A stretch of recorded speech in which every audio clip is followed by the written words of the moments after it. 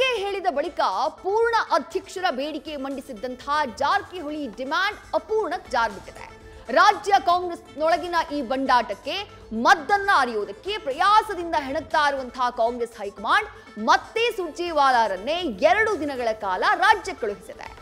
ಒಬ್ಬ ವ್ಯಕ್ತಿ ಒಂದು ಹುದ್ದೆ ಕೂಗಿಗೆ ಅಂತ್ಯ ಹಾಡೋಕೆ ಬೆಳಗಾವಿಯಲ್ಲಿ ಸರ್ವ ಸೇನಾಧ್ಯಕ್ಷ ಡಿಕೆಶಿ, ಬೆಳಗಾವಿ ಚಾಣಕ್ಯ ಜಾರಕಿಹೊಳಿ ನಡುವೆ ಸಂಧಾನಕ್ಕೆ ಯತ್ನ ನಡೆಯಲಿದೆ. केपीसीसी के अध्यक्ष आ रहे हैं तो बदलाव होता तो आ क्यों रहे होते? ना किसी मिनिस्टर को, ना किसी और व्यक्ति को, और कोई कारण भी नहीं. ಕಾಂಗ್ರೆಸ್ನಲ್ಲಿ ಬಣ ರಾಜಕಾರಣ ಜೋಗುಳ ಹಾಡ್ತಾ ಇದೆ. ಕೆಪಿಸಿಸಿ ಅಧ್ಯಕ್ಷ ಸ್ಥಾನಕ್ಕಾಗಿ ಎದ್ದ ದಂಗಲ್ ಧಗಧಗಿಸ್ತಾ ಇದೆ. ಕನಕಪುರ ಬಂಡಿಯ ಬುಡಕ್ಕೆ ಡೈನಮೈಟ್ ಇಟ್ಟು ಸಾರಥಿ ಪಟ್ಟ ಸ್ಫೋಟಿಸಲು ಸಿಎಂ ಸಿದ್ದರಾಮಯ್ಯ ಬಣ ಎಡೆಬಿಡದೆ ಕಾರ್ಯಾಚರಣೆಯಲ್ಲಿ ನಿರತವಾಗಿದೆ. ಸ್ಥಾನಮಾನ ಗಿಟ್ಟಿಸಲು ಡೆಲ್ಲಿ ಅಂಗಡಿಯ ದಾರಿ ತೋರಿಸಿದ ಡಿಕೆಶಿ ಮೊದಲ ಬಾರಿಗೆ ಕೋಪಾಗ್ನಿ ಧರಿಸಿ ತಿರುಗಿ ಬಿದ್ದಿದ್ದಾರೆ. ಈಗ ಬೆಳಗಾವಿಯಲ್ಲಿ ಸಂಧಾನದ ವೇದಿಕೆ ಸಜ್ಜಾದಂತೆ ಕಾಣಿಸ್ತಾ ಇದೆ.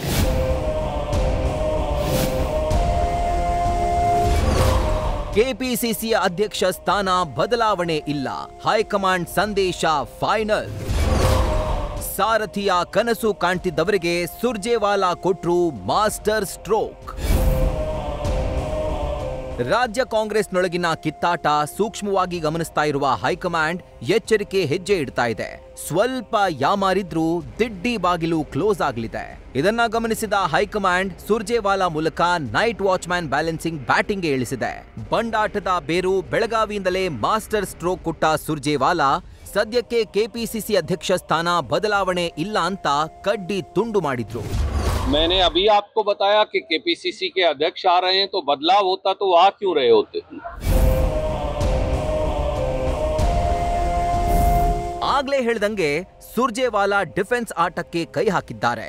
ನೋಟಿಸ್ ಕೊಟ್ಟು ಎಚ್ಚರಿಕೆ ನೀಡಿದಂಗೆ ಮಾಡಿ ಯಾವ ಸಚಿವರಿಗೂ ನೋಟಿಸ್ ನೀಡಲು ಯಾವುದೇ ಕಾರಣವಿಲ್ಲ ಅಂತ ಬಹಿರಂಗ ಹೇಳಿಕೆ ನೀಡಿ ಬಂಡಾಟದ ಮುಂಚೂಣಿ ನಾಯಕರ ಅಸಮಾಧಾನ ಶಮನಕ್ಕೂ ಕೈ ಹಾಕಿದ್ದಾರೆ. ಅಲ್ಲದೆ ಇದೆಲ್ಲ ಬಿಜೆಪಿ ಪ್ರಾಯೋಜಿತ ಅಂತ ಡ್ಯಾಮೇಜ್ ಕಂಟ್ರೋಲ್ಗೆ ಯತ್ನಿಸಿದ್ರು. ना किसी मिनिस्टर को, ना किसी और व्यक्ति को, और कोई कारण भी नहीं है. तो इस प्रकार की भाजपा द्वारा प्रायोजित बेबुनियाद बातों पर विश्वास मत करिए.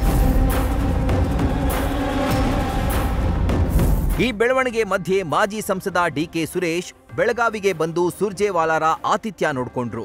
ಬೆಳಗಾವಿಯ ಖಾಸಗಿ ಹೋಟೆಲ್ನಲ್ಲಿ ಸುರ್ಜೇವಾಲಾ ಜೊತೆ ಉಪಹಾರ ಸೇವಿಸಿ ರಾಜ್ಯದಲ್ಲಿ ನಡೀತಾ ಇರುವ ಪ್ರಸಕ್ತ ವಿದ್ಯಮಾನಗಳ ಬಗ್ಗೆ ವಿವರಣೆ ಕೊಟ್ರು.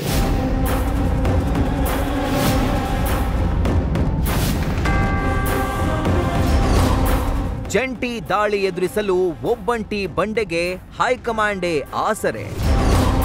ಸಿದ್ದರಾಮಯ್ಯ ಕ್ಯಾಂಪ್ ವಿರುದ್ಧ ಮತ್ತೆ ಖರ್ಗೆ ಅಸ್ತ್ರ ಝಳಪಿಸಿದ ಡಿಕೆಶಿ.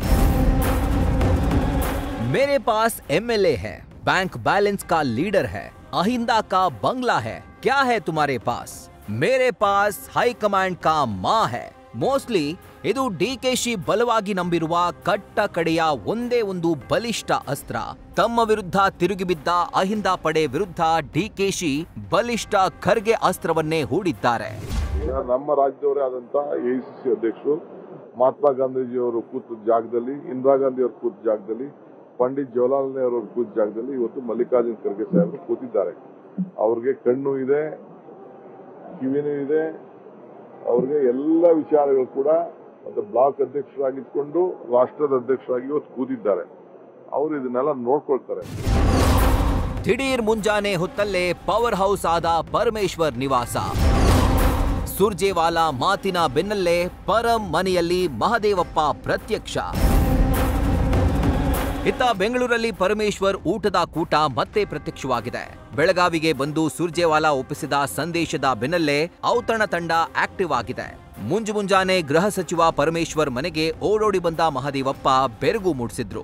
ಅರ್ಧ ಗಂಟೆ ಕಾಲ ಮುಂದಿನ ಕಾರ್ಯತಂತ್ರದ ಬಗ್ಗೆ ಸುದೀರ್ಘ ಚರ್ಚೆ ನಡೆಸಿದ್ರು.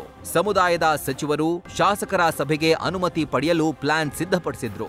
ಆದ್ರೆ ಈ ಬೆಳವಣಿಗೆ ಬಗ್ಗೆ BJP ವ್ಯಂಗ್ಯವಾಡಿದೆ.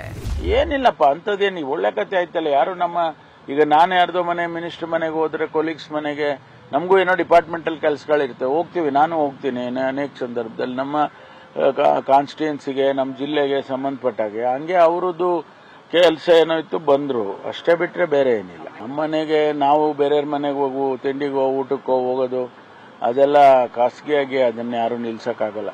It's all our personal things. ಸಿದ್ದರಾಮಯ್ಯನವರು ಯಾವುದೇ ಕಾರಣಕ್ಕೂ ಅವರ ಅವಧಿಯನ್ನು ಪೂರ್ಣಗೊಳಿಸೋದಕ್ಕೆ ಸಾಧ್ಯ ಇಲ್ಲ, ಅದು ಅಸಾಧ್ಯ. ಯಾವತ್ತು ರಾಜೀನಾಮೆ ಕೊಡ್ತಾರೆ? ಅವರ ಯುದ್ಧ ಈಗಿನೂ ಪ್ರಾರಂಭ ಆಗಿದೆ, 15 ದಿನ ಆಗಿದೆ. ಯಾರ್ಯಾರು ಬಡಗಿ ತಗೊಂಡ್ಬರ್ತಾರೆ, ಯಾರ್ಯಾರು ಕುಡ್ಗೋಲ್ ತಗೊಂಡ್ಬರ್ತಾರೆ ನಿಮ್ಗೆ ಗೊತ್ತಾಗ್ತದೆ. ಅತ್ತ ಬೆಳಗಾವಿಯಲ್ಲಿ ಬೀಡು ಬಿಟ್ಟ ಸುರ್ಜೇವಾಲಾ ಸಂಧಾನಕ್ಕೆ ಹೆಣಗಾಡ್ತಿದ್ದಾರೆ. ಆದ್ರೆ ಅಸಾಧ್ಯ ಅನ್ನೋ ಮೆಸೇಜ್ ಅನ್ನ ದಲಿತ ಸಮುದಾಯದ ಇಬ್ಬರು ಪ್ರಮುಖ ನಾಯಕರು ದಾಟಿಸಿದ್ದಾರೆ. ಹೀಗಾಗಿ ಹೈಕಮಾಂಡ್ನ ಈ ಸೂತ್ರ ಜಾರಿಯಾಗುವುದು ಕಷ್ಟ ಸಾಧ್ಯವೇ ಸರಿ. Srikanth Kubakatti, news first, Belagavi. News first, ನಿರ್ಭೀತಿಯಿಂದ ನಿಮ್ಮ ಪರವಾಗಿ.